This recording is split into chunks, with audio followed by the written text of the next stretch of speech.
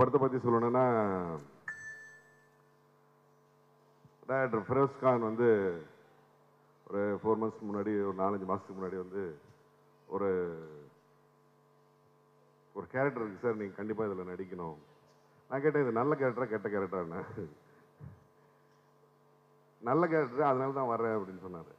சரி, அப்போ நான் கேட்குறேன், கதை கேட்குறேன்னு வந்தோன்னே ஏதோ புது டைரக்டரு அப்படின்னு நினச்சேன். கதை சொல்கிற விதத்திலே தெரிஞ்சது இவர் நல்லா பண்ணுவாருன்னு. ஒரு சின்ன லைன் சொன்னார், அப்புறம் என்னோட சீன் சொன்னார். அந்த லைனும் பிடிச்சிருந்தது. அந்த அந்த இதில் இருக்க ஒரு லவ் சப்ஜெக்டும் நல்ல சப்ஜெக்டு, அதில் என்னோட கேரக்டரும் ஒரு நல்ல கேரக்டரு. உடனே நான் பண்ணுறேன்னு உடனே சொன்னேன், உடனே பண்ணுறேன் சார், நான் பண்ணுறீங்க சார் வேணாம். அதே மாதிரி அன்னைக்கு சொன்னார், இப்படி ஒரு ஆடியோ ஃபங்க்ஷன் பண்ண போகிறதுக்கு முன்னாடி ஒரு லைவ் ஷோ, ஸ்டண்ட் ஷோ பண்ணுவேன் அப்படின்னு சொன்னார். ஒரு 5 months முன்னாடியே சொல்லிட்டாரு. அதே மாதிரி இவ்வளோ கிராண்டாக நான் கொஞ்சம் கூட எதிர்பார்க்கல. நீங்கள் சும்மா ஏதோ சொல்லிகிட்டே இருக்கீங்க, காமெடி பண்ணிட்டு இருக்கீங்க அப்படின்னு தெரிஞ்சேன். உண்மையிலே யாருமே தமிழ் சினிமாவில் ட்ரை பண்ணாத ஒரு நிகழ்ச்சி. அற்புதமாக முயற்சி பண்ணியிருக்கீங்க. அந்த முயற்சிக்கு என்னுடைய அட்வான்ஸ் வாழ்த்துக்கள். அதே மாதிரி நம்ம யுவன் அவர் அன்னைக்கே சொன்னார், இந்த பிரபு சாலமன் சார் படம் நடிச்சிட்டு இருக்கு அப்படி அப்படின்னு சொன்னால்தான் எனக்கே ஒரு தைரியம் வந்தது. அதே மாதிரி அந்த சாட்டை வந்து அவருக்கு வந்து ஒரு அங்கீகாரம் கொடுத்துருக்காரு. ஒரு ஹீரோவா ஒரு அந்த படத்துக்கு வந்து ஒரு ப்ரொடியூஸ் பண்ண அவருக்கும் வாழ்த்துக்கள். அவர் தம்பி இவனுக்கு வந்து அது ஒரு நல்ல ஒரு பேரை வாங்கிட்டாரு. கண்டிப்பாக அந்த படம் நான் பார்த்தேன். தேசிய விருதுக்கு உரித்தான ஒரு சத்தியமான படம், அற்புதமான படம். தம்பி ராமையா போட்டு கொண்டு கொலையாத்திருப்பாரு. நடிப்புனா பல முகங்கள் இருக்கு. அதில் வந்து தம்பி ராமையா சார் வந்து இப்படி ஒரு முகத்தை காமிச்சது உண்மையிலே இந்த கிரேட் ஆர்டிஸ்ட் நீங்கள் வந்து நிரூபிச்சிருக்கீங்க. அதே மாதிரி ஆல் தி பெஸ்ட். நீங்கள் இந்த வருஷம் வந்து கண்டிப்பாக தேசிய விருது வாங்க. உண்மையிலே ஒரு ஆத்மார்த்தமான கதை. அந்த கதை வந்து எப்படி வேற யாரும் அதை சொல்ல முடியாது. அது அவ்வளோ நீட்டாக ஒரு கிளீனாக, எந்த விதமான எக்ஸ்ட்ரா சீன்ஸுமே இல்லை.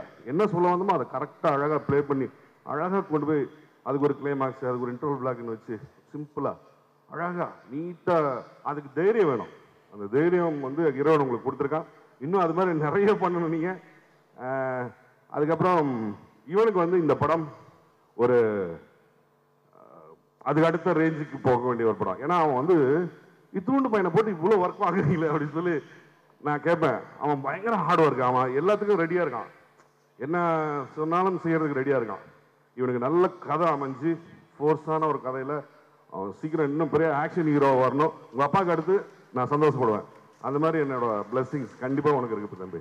வாழ்த்துக்கள், எல்லாருக்கும் வாழ்த்துக்கள். நான் இந்த மேடையில் நிற்பதற்கு காரணமாக இருந்த எனது காட் பிரதர் இயக்குனர் திரு பிரபு சாலமன் சார் அவர்களுக்கும்,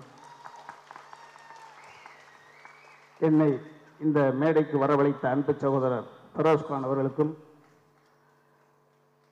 மேலும் மேடையில் வீட்டிருக்கக்கூடிய விற்பனர்கள் அத்தனை பேருக்கும், முன்னே அமர்ந்திருக்கக்கூடிய அத்தனை நல் இதயங்களுக்கும் எனது மாலை வணக்கம்.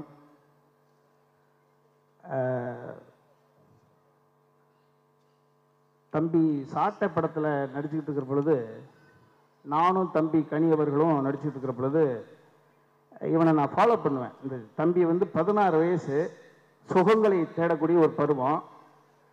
அதிகாலையில் எப்படி எந்திரிக்கிறான், அவனுக்கு ஷாட் இருந்தால் எந்திரிக்கிறானா இல்லை எந்திரிக்கலையா.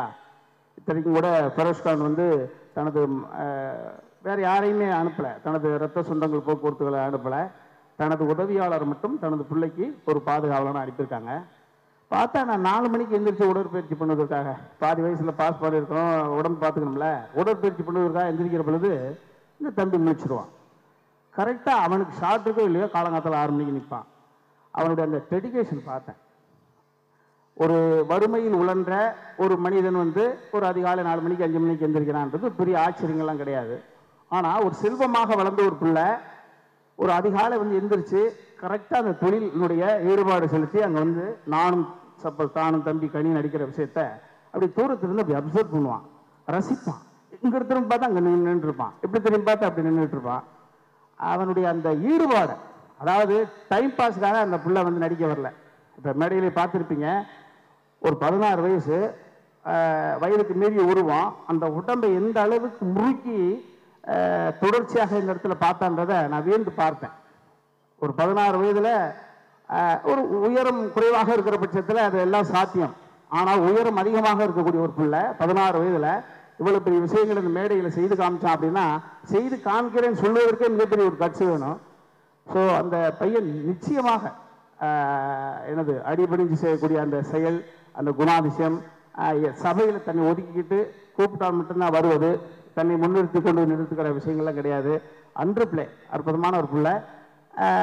எனக்கு ஒரு ஆத்ம பிரீதி என்னென்னா, எனது இயக்குனர் வந்து மைனாவில் எல்லாருக்கும் வாழ்க்கை கொடுத்தது போல் அந்த விதார்த் வெடித்து வெளியே வருவதற்கு நான் ஒரு பில்லர் கேரக்டராக இருந்திருக்கேன். அதற்கடுத்து கழுகு படத்தில் கிருஷ்ணா வெடித்து வெளியே வருவதற்கு நான் ஒரு கதாபாத்திரமாக இருந்திருக்கேன். அதே போல தான் நான் நினைக்கிறேன், இந்த யுவன் இன்னைக்கு மக்கள் மன்றத்தில் அறியப்படக்கூடிய ஒரு முகமாக இன்னைக்கு பதிவு பெற்றிருக்கான் அப்படின்னா அதில் எனக்கு ஒரு பங்கு இருக்கின்ற பொழுது எனக்கு பெருமையாக இருக்குது. அதுக்கு அடுத்து கும்கி என்ற ஒரு மிகப்பெரிய ஒரு பூதம் காத்திருக்கு. நவம்பர் 13 வந்து மிரட்ட போகுது. அதுலேயும் கூட சிவாஜி அவர்களுடைய பேரன் அன்பு சகோதரர் பிரபண்ணனுடைய மகனுக்கு ஒரு சப்போர்ட்டி கேரக்டரா என்னுடைய இயக்குனர் பயன்படுத்திட்டு இருக்காங்க. ஆக புதிய முகங்கள் வந்து வெளியே பதிவு ஆகுவதற்கு நான் ஒரு விதத்தில் ஒரு சின்ன காரணமாக இருக்கிறேன் என்று நினைக்கும் பொழுது ஒரு ஆத்ம திருப்தியா இருக்கு. அவர்களுடைய முயற்சிகளும் அவருடைய எண்ணங்களும் நல்ல எண்ணங்களும் ஈடேறட்டும். அவர் கண் முன்னாலே அவருடைய புதல்வன் 16 வயது நிரம்பியவன் படிப்பை கெடுத்துக் கொள்ளாமல் பரபரப்பான கதாநாயகம் வள வரட்டும் என்று எல்லாமல்ல இறைவனுடைய பிரார்த்தனை செய்து விடைபெறுகிறேன். நன்றி, வணக்கம். இது என்னோட ஃபேமிலி ஃபங்க்ஷன் மாதிரி சார். இதுக்கு எனக்கு நீங்கள் ஒரு phone, I don't need any thing. இது வந்து என்னோட ஃபேமிலி ஃபங்க்ஷன் மாதிரி தான் நான் நினைக்கிறேன். தம்பின்னு எவ்வளோ வாட்டி கூப்பிட்டாரு பார்த்தீங்களா.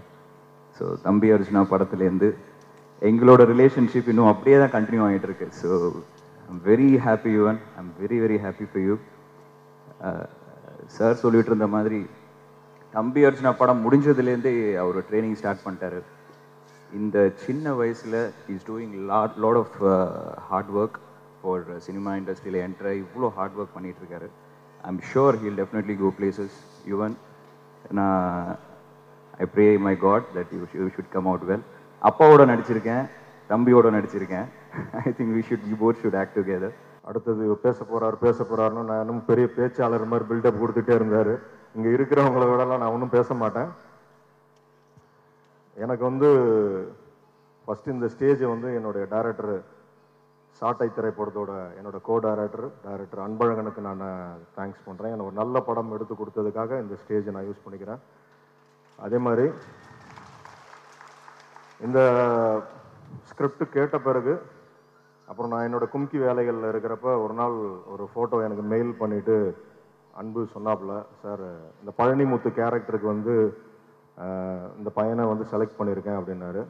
கொஞ்சம் தின்னாகணும், ஸ்லிம் ஆகணும், பண்ணிவிட்டு ஒரு ஸ்டில் அனுப்புங்கன்னாரு. திருப்பியும் அனுப்புனார். எனக்கு அப்போ பெரஸ்கோன் அவர்களெல்லாம் தெரியாது. இந்த படம் ப்ரிவியூ பார்க்குறப்ப தான், அது வரைக்கும் ஃபோனில் தான் நாங்கள் பேசியிருக்கோம். இந்த படம் ப்ரிவியூவில் தான் அவரை சந்தித்தேன். யுவன் பற்றி தான் நான் சொல்லணும். என்னென்னா, நான் 2-3 முறை நெய்வேலி ஷூட்டிங் போனப்போ, அதாவது ஒரு சினிமா பேக்ரவுண்ட்லேருந்து வரவங்க வந்து பக்குவப்பட்டு இருக்கலாம். ஆனால் எனக்கு தெரிஞ்சு யுவன் வந்து ரொம்ப டெடிகேட்டிவாக, நான் தனியாகவும் சொன்னேன். நான் இதை எப்போதுமே, இப்போ மட்டும் இல்லை, அதாவது பைபிளில் இருக்கிற மாதிரி தன்னைத்தான் தாழ்த்தி கொள்பவன் உயர்த்தப்படுவான்ற மாதிரி அந்த தாழ்மை வந்து பொதுவாக எல்லாரும் தாழ்மைன்னு நினைக்கிறது வந்து சிம்பிளாக வந்து அவர் வந்து ரப்பர் செருப்பு போட்டுக்கிட்டு ரொம்ப கதர் வேட்டி கட்டிக்கிட்டு இவ்வளோ பெரிய ஆள் இவ்வளோ சிம்பிளாக இருக்கு. தாழ்மைன்றது அது கிடையாது. பைபிள் சொல்கிறது அடுத்தவங்களை உயர்வாக நினைப்பது தான் நம்மளுடைய தாழ்மை. ஸோ அந்த மாதிரி யுவன், அந்த குணம் யுவன்கிட்ட இருக்குது. ஸோ அந்த குணம் யுவனை உயர்த்தி கொண்டு போகும். ரொம்ப அற்புதமான ஒரு நிகழ்வு இது. கிரிப்பிள்ளை இந்த வித்தியாசமாக இருந்துச்சு. ஃபஸ்ட்டு வந்து அவர் சொல்கிறப்பே ஒரு சண்டை வெளியீட்டு விழான்னு எனக்கு ஒன்றுமே புரியல.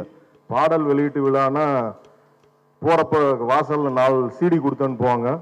சண்டை வெளியீட்டு விழான்னா 4 ஃபைட்டர் இருந்து நமக்கு 4 நாள் கொடுத்து அனுப்புவாங்கன்னு நினைக்கிறேன். எனக்கு தெரில என்னன்னு, எதை எடுத்துகிட்டு போகிறதுன்னு தெரில. இங்கேருந்து ரொம்ப ரொம்ப அழகாக இருந்துச்சு.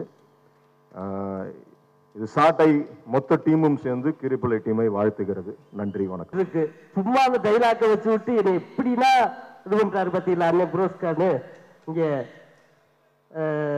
ஃபைட்டு ஃபங்க்ஷனுக்கு வந்திருக்க, ஆடியோ ஃபங்க்ஷனுக்கு வந்திருக்க அனைவர்களுக்கும் இயக்குனர், ப்ரொடியூசர், டைரக்டர் எல்லாத்துக்கும் என் மாலை வணக்கத்தை சொல்லிக்கிறேன். உண்மையிலே பிள்ளைய பெற்றா என்னன்னா எங்கள் ஆத்தா வந்து 1ஆவதுல கொண்டு போய் விட்டுச்சு. ஒரு 5ஆவது வரைக்கும் படிக்க கற்றுக்கடா, அப்போதான் கையெழுத்திட்டு போடலாம் அப்படின்னு நினைச்சு. படிக்கலை, ஒரு டீ கடை வச்சு கொடுத்துச்சு. அதில் அப்படி சேர்த்து புரோட்டா கடையை வச்சு ஏதோ புழப்ப ஓட்டி இயக்குனர் பாலாண்ணனையும் இயக்குனர் அமீரனாலையும் இந்த சினிமாவுக்குள்ள வந்து இவ்வளவு நாள் காலம் தள்ளி பெரிய நடிகை அந்த மேடையில் நிற்கிறேன்னா எனக்கு குருநாதர் 2 பேத்துக்கும் நான் கடவுளாக நினச்சி நன்றி சொல்லிக்கிறேன். பிள்ளைகளை வந்து டாக்டர் ஆக்கணும், இல்லாட்டி இன்ஜினியர் ஆக்கணும், இல்லாட்டி பெரிய வக்கீல் ஆக்கணும்னு நினைப்பாங்க. ஆனால் நம்ம புரஸ்காரனே அவர் மகனை ஒரு பெரிய தமிழ் திரைக்கு ஹீரோ ஆக்கணும்னு ஆசைப்படுறாரு. பார்த்தீங்களா, நம்ம சினிமா சமுதாயத்தை பெருசா வந்து தூக்கி நிப்பாட்டணும்னு அவர் மகன் வந்து இந்த படத்தில் நடிச்சிருக்காரு. அவர் டைரக்ஷன் பண்ணியிருக்காரு, நான் நடிச்சிருக்கேன், பருத்திவீரன் சரவணி சித்தப்பா நடிச்சிருக்காரு, தம்பிராமையா நடிச்சிருக்கு, எல்லாருமே நடிச்சிருக்கோம். இந்த படம் பெரிய வெள்ளி விழாவை கொண்டாடணும்னு எல்லா கடவுள்கிட்டையும் வேண்டிக்கிறேன். நீங்களும் வேண்டிக்கிறீங்க. நன்றி, வணக்கம். எல்லாருக்கும் வணக்கம். எனக்கு வந்து புதுசாக எதுவும் பேசுகிறதுக்கு இல்லை. ரொம்ப எக்ஸ்பீரியன்ஸ்டான, டேலண்டடான நிறைய பேர், நிறைய கெஸ்ட் இங்கே இவனை பற்றி, இந்த மூவி பற்றி எல்லாம் பேசியிருக்கு. எனக்கு அவ்வளோ தெரியாது, பட் நாங்கள் அப்கமிங் ப்ராஜெக்டில் சேர்ந்து ஒர்க் பண்ணிகிட்டு இருக்கு. ஸோ அந்த ஒரு எக்ஸ்பீரியன்ஸ் வந்து ஒரு ஹீரோ கூட ஒர்க் பண்ணும்போது எப்படி இருக்குன்னு தெரியாது. ஃபர்ஸ்ட் ஃபியூ டேஸ் கோஆப்ரேட் பண்ணுவீங்களா, பேசுவீங்களா, இல்லை ரொம்ப ஹாஷாக பிஹேவ் பண்ணுவீங்களா அப்படின்னு எல்லாம் டவுட் இருந்தது. பட் இவன் கூட ஒர்க் பண்ணும்போது ரொம்ப ஃப்ரெண்ட்லியாக, ஒரு ஹீரோக்கு இருக்கிற அந்த ஒரு என்ன சொல்கிறது, ஒரு பேசாமல் இருக்கிறது, இல்லைன்னா பார்க்காம இருக்கிறது, அப்படி எதுவும் ஒரு எதுவுமே இல்லாமல் ரொம்ப ஃப்ரீயாக ஒர்க் பண்ணுற ஒரு ஹீரோ தான் இவன். ஸோ நெக்ஸ்ட் மூவி நாங்கள் பண்ணிகிட்டு இருக்க ஆல்மோஸ்ட் ஃபினிஷாக இருக்குது. அது நடக்கும்போது தான் இந்த மூவியோட ஆடியோ லான்ச் அப்படின்னு தெரிஞ்சுது. என்னை கூப்பிட்டு ரொம்ப சந்தோஷம் இன்வைட் பண்ணதில். Thank you sir. அண்ட் இந்த டீமுக்கு எல்லாருக்கும் வந்து டாப் டு பாட்டம் எல்லா மெம்பர்ஸுக்கும் என்னோட விஷஸ். இது வந்து மிகப்பெரிய ஒரு வெற்றி மூவி ஆகட்டும்னு கடவுள்கிட்ட வேண்டிக்கிறேன். And all the very best all of you. Thank you so much. வணக்கம்.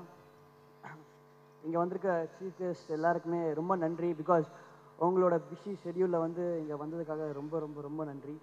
அண்ட் ப்ரெஸ் அண்ட் சேனல் எல்லாருக்குமே ரொம்ப நன்றி. அண்ட் இங்கே வந்து இந்த ஷோ வந்து ரொம்ப பொறுமையாக பார்த்த ஆடியன்ஸ் உங்களுக்கும் ரொம்ப நன்றி. அண்ட் முதல்ல வந்து நான் மன்னிப்பு கேட்டுக்கிறேன். ஏதாவது சின்ன சின்ன மிஸ்டேக்ஸ்லாம் நடந்திருக்கும். ஸோ அதுக்கு முதல்ல மன்னிப்பு கேட்டிருக்கேன். அண்ட் சாரி, கீரிப்புள்ள இந்த ஃபங்க்ஷன், இந்த ஸ்டண்ட் ரிலீஸ் நடக்கிறதுக்கு வந்து நானே வந்து ஒரு கிளிப்பிங்கை காட்டி நானே மாட்டிக்கிட்டேன் இந்த ஃபங்க்ஷன் பண்ணுறதுக்காக. பிகாஸ் டேரக்டர் ஷூட்டிங் அப்போ வந்து சும்மா வீடியோஸ் பார்த்துட்டு இருக்கும்போது ஒரு ஸ்டண்ட் ஈவெண்ட் ஒன்று காட்டினேன். அதை பார்த்துட்டு இதை பண்ணுறோன்னு சொல்லிட்டாரு. ஸோ இந்த ஃபங்க்ஷன் நடக்கிறதுக்கு நான் தான் மெயின் காரணம். நானே சொல்லி நானே மாட்டிக்கிட்டு நானே எல்லாத்தையும் பண்ணிட்டேன். அண்ட் கீரிப்புள்ள படம் ரொம்ப நல்லா வந்திருக்கு. எல்லாரும் சொல்ல மாதிரி சாட்டையோட வெற்றியே எனக்கு ஒன்றும் முடியல, அதுக்குள்ளே கீரிப்புள்ளையோட வெற்றியும் ஆரம்பிச்சிருச்சு. ஸோ நான் பண்ணுற எல்லா படமுமே உங்களுக்கு பிடிச்ச மாதிரியும் ஒரு வெற்றி படமாக தான் இருக்கும். ஸோ அதில் எனக்கும் நம்பிக்கை இருக்குது, உங்களுக்கும் நம்பிக்கை வரும். ஸோ அதை நான் ப்ரூவ் பண்ணுவேன். உங்களை யாரையுமே டிசப்பாயிண்ட் பண்ணுற மாதிரியான படம் எப்போவுமே நான் பண்ண மாட்டேன். அண்ட் நிறைய பேசணும்னு நினச்சேன், பட் முடியலை. So thank you.